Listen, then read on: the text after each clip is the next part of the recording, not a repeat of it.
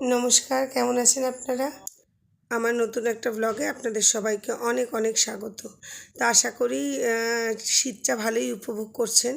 আমি জানেন তো শীতে একটু পিকনিক করতে গেছিলাম আমার বৌদির বাপের বাড়িতে। তো সেখানে গিয়ে পাহাড় ভাঙায় আমরা পিকনিক করতে গিয়ে জলের মধ্যে পড়ে গেছি। আর সে আর কি বলবো, সারাদিন গায়ে জল বসে মানে গলা প্রায় ভেঙে গেছে।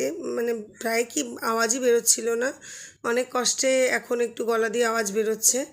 আর সেই মুখের মানে বড় একটা বিপদ থেকেই আর কি বেঁচে গেছি। নাক ফাঁকে লেগেছিলো, তো নাক চাবিটাও বেঁকে গেছিলো।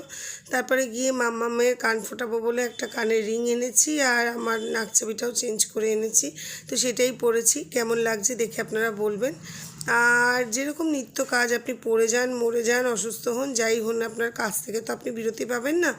তো যেরকম আমাদের নিত্যকারের কাজ, সেই কাজগুলো তো করতেই হবে। তো এখানে একটু মেথি শাক বেগুন দিয়ে করছি।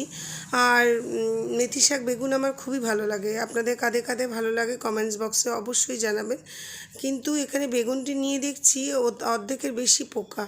মানে দুটো মানে সাদা বেগুন আর কি, যেগুলো সেগুলো ভাজা খেতেও ভালো লাগে। তো ভেবেছিলাম একটুখানি মেথি শাকে দেবো আর একটু ভাজা নেব।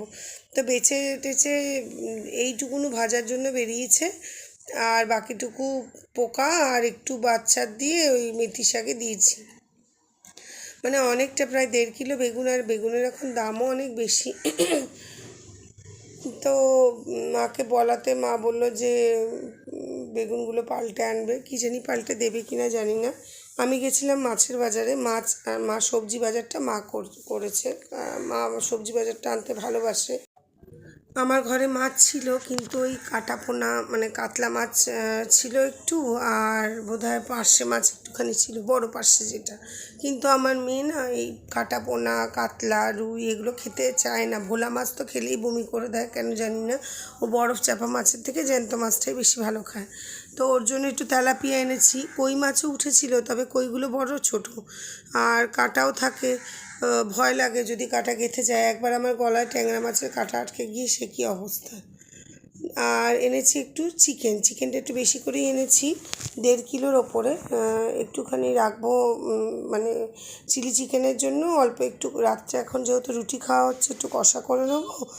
আর আর অল্প একটু পকোড়া করব। সন্ধেবেলা বাচ্চারা পকোড়া খেতে ভালোই বাসে। পরীক্ষা শেষ, রেজাল্টও বেরিয়ে গেছে। রেজাল্ট ভালোই করেছে দুজনে। তো এবার নতুন ক্লাস, নতুনভাবে আবার সব কিছু শুরু। আবার দৌড়াদৌড়ি, ছোটাছুটি সব কিছু লেগে থাকবে। তার মধ্যে একটাই সান্ত্বনা, ওদের ইমপ্রুভমেন্ট একটু একটু করে ইমপ্রুভ করছে। মানে যত এগিয়ে যাচ্ছে ততই মানে ভালো লাগছে। মানে ওরা আস্তে আস্তে নিজেরা শিখছে, সব কিছু পড়তে শিখছে, লিখতে শিখছে।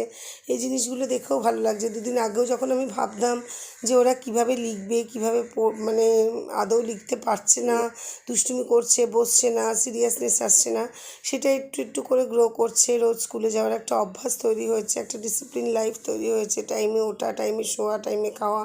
তবে ঘুমায় না।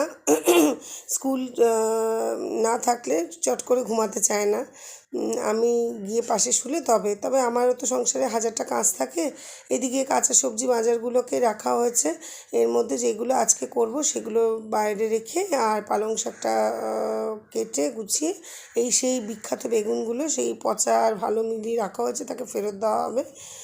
দাম দিয়ে এনে যদি নষ্ট হয় গায়ে লাগে। আর এই বাকিগুলো সবজি আর কি, যেগুলো বাচ্চার দিয়ে কেটে টেটে সমস্ত গুছিয়ে আমি ফ্রিজে তুলতে হবে। আমি সবজি এনেই প্রথমে ফ্রিজে তুলি না, ধুয়ে পরিষ্কার করে তারপরে ফ্রিজে রাখি, যাতে রান্না করবার সময় অসুবিধা না হয়। আর যেটা বলছিলাম যে ওরা এইভাবে যে অভ্যাসগুলো তৈরি হয়, যখন স্কুল বন্ধ হয় না তখন ভারী অসুবিধা হয়ে যায়। যে স্কুল খোলা থাকলে যে অভ্যাসের মধ্যে ওরা থাকে সেটাই অনেক ভালো।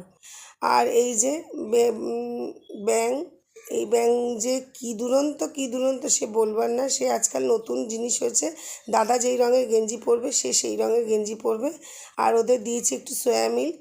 ওদের যেহেতু মানে দুধের জিনিস ল্যাকটো অ্যালার্জি আছে, এই জন্য ওদের মানে দুধের কিছু তো দেওয়া যায় না, ওদের দুজনকে সোয়া মিল্ক দিয়েছি। আর এইটা দিলে যে আমাকে কী লড়াই করতে হয় তাদের সাথে, ওদের মুখটা দেখলে আপনারা বুঝতে পারবেন যে মানে মনে হচ্ছে কী না কী তাদের দিয়েছি। সেই নাক মুখ চেপে ইয়ে করছে, আর ওই দিক দিয়ে ডোডো খাটের নিচে বসে বলছে আমি কিছু দেখতেই পাচ্ছি না, আমি খাবো কি। হ্যাঁ, ভারী দুষ্টু হয়েছে, ভীষণ দুষ্টু হয়েছে, একজন একজনের থেকে সেরা। এই আর কি। তো ওদের বই ঠই আনতে যাওয়ার ব্যাপার আছে, 25শে ডিসেম্বরে ওদের জন্য একটু গিফট কিনবার ব্যাপার আছে। ওদের নতুন স্কুলে নতুন বই, নতুন বইয়ের গন্ধ, এই সমস্ত নিয়ে সমস্ত দৌড়াদৌড়ি আবার শুরু হয়ে যাবে, নতুন ক্লাস শুরু হয়ে যাবে। আর বাবানেরও ফাইনাল পরীক্ষা এগিয়ে আসছে, তো ওরও প্রিপারেশন শুরু হয়ে যাবে। আর ওর একটু ঠান্ডা লেগেছে। ঠান্ডা লাগবে না, ওকে বললেও সোয়েটার পরবে, না বললেও সোয়েটারও পরে না। এখন মা জোর করে মার চাদরটা ওর গায়ে জড়িয়ে দিয়েছে। আর এই দেখুন জয়নগরের মোয়া, এই শীতকালের জয়নগরের মোয়া আর কমলা লেবু, এইগুলোর আলাদাই মজা। আর এখানে আমি একটু করেছি ওই যে ভিনিগারের মধ্যে না রসুন, তারপরে কচি মূলো, তারপরে পেঁয়াজ সব ঢুকিয়ে মজিয়ে রেখেছি, সেটাও খেতে বেশ ভালোই লাগে।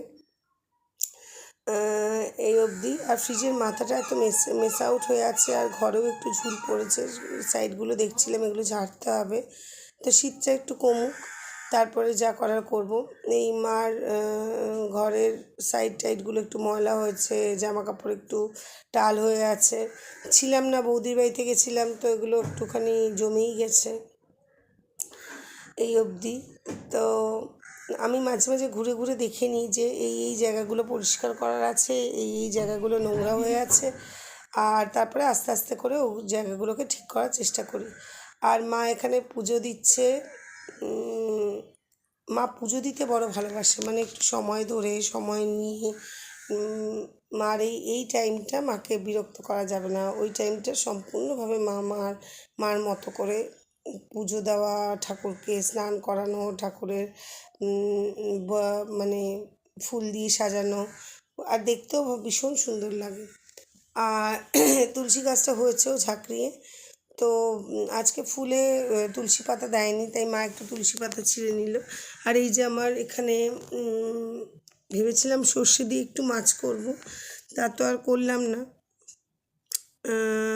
কাতলা মাছ একটু বাবানের জন্য করে রাখলাম, আর তেলাপিয়া মাছটাকে একটু পাতলা পেঁপে দিয়ে ঝোল করে নিয়েছি। আর রাত্রেবেলা চিকেনটা ম্যারিনেট করা আছে, রাত্রেবেলা গরম গরম করে নেব। তো এই তো গেল আমার ঘরকন্না আর শীতের দিনগুলো কেমন যাচ্ছে তার গল্প। তো এখানেই ব্লগটা শেষ করলাম। জানি আমার গলাটা খুব সাংঘাতিক হয়ে আছে, কেমন লাগছে আপনাদের আমি জানি না, তবে খুব ভালো লাগবে না এটাই স্বাভাবিক। তবু ক্ষমা মার্জনা করে আপনারা ব্লগটা দেখবেন স্কিপ না করে। আর যদি ভালো লাগে লাইক করবেন, আমার পরিবারের সঙ্গে থাকবেন। অনেক অনেক অনেক ধন্যবাদ সবাইকে।